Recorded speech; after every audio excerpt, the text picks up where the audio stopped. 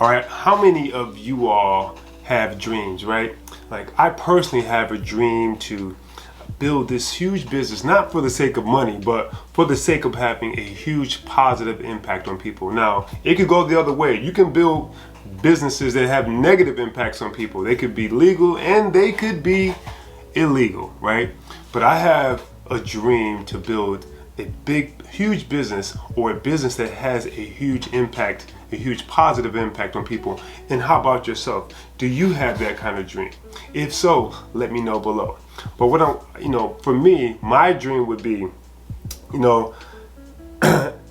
in some businesses, like the way we become so self-centered in our goals that we see people as strictly a means to get what we want, right? Now, there's a good book I read called Who Not How, right? And in that book, it talks about if you don't know how to do something, don't worry about how, find the who. But then sometimes we take that a little bit too far and we only see people as tools to get what we want. And I don't want that kind of business. I want the kind of business that actually, I don't want to have a business where, people are kept in these like little, I almost feel like sometimes, I grew up in Detroit, Michigan. And in Detroit, Michigan, there's a lot of projects, right? Some of my friends stayed in projects, so I would always go to the projects. And I never really understood the projects. I just knew they were rough as hell, right? Like very rough. Because you're confined to this one area, so there's not. Just imagine, if you're on a subway in New York or some other part of the world, and you like crammed together, there's gonna be people pushing and doing all kinds of things, and sometimes we just want our space, right? So these projects, you're crammed together. It's very, minimalist living, so to speak. People buy things to feel better, but it's very minimal, right? You barely have food, you barely have this, you barely have that.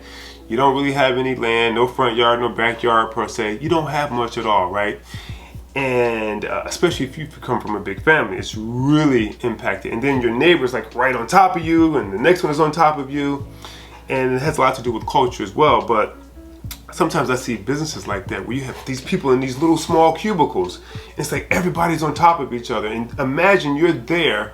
So in the projects, if you have any kind of issue, you walk out, there's one way to walk out, maybe another way, depending on, if that door is working or not, right? And if the fire hazards are being respected and adhered to.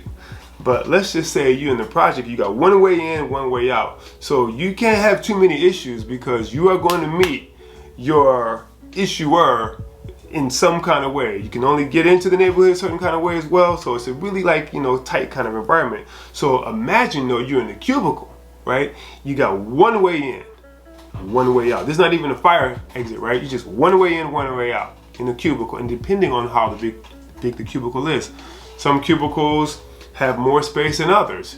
But you're still confined into this little bitty small area, right? Sometimes you can't see to the left, you can't see to the right, but you can, but you're looking at a freaking cubicle wall. And I don't want a business like that. I want something that's a little bit, and I know that in corporate structures, we can't make it like a playground in there, right? I don't think we can. But I want a business that doesn't house people like little lab rats in cubicles, okay?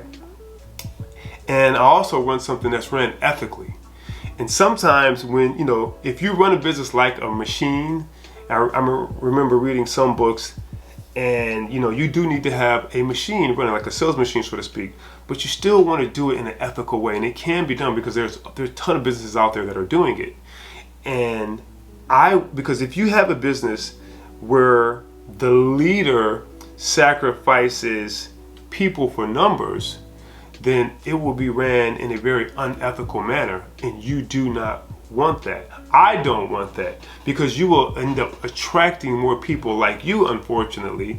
And before you know, whatever your why was initially, maybe it was to make a lot of money, maybe it was to travel the world, maybe it was just to have a better lifestyle, that's going to be gone, because eventually you're going to sacrifice those people for numbers. In addition to that, right, you are going to attract more people like you. So imagine, you can't have two people two people who are very selfish in a relationship. You really can't even have one. They just doesn't work out too well.